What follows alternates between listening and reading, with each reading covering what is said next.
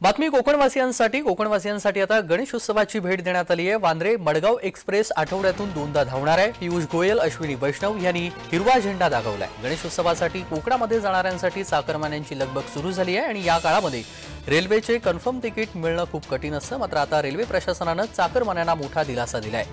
29 August म्हणजेच Madgaon Vandre terminus Madgaon ही express धावणार आहे।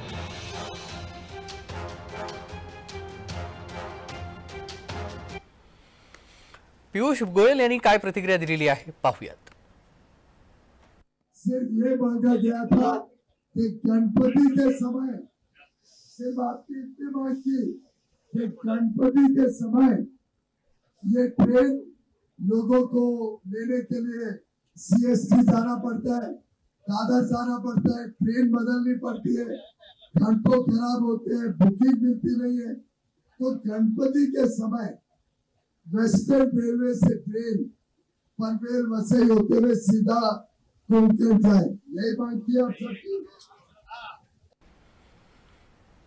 दरम्यान वांद्रे मडगाव एक्सप्रेसला कुठे थांबे देण्यात आलेले आहेत त्यावरती नजर टाकूयात। बोरिवली वसई रोड, भिवंडी, पनवेल, त्यानंतर वीर, चिपळूण, रत्नागिरी, कणकवली, सिंधुदुर्ग, सावंतवाडी रोड, थिवी आणि करमाळी स्थानक दोन्ही दिशेला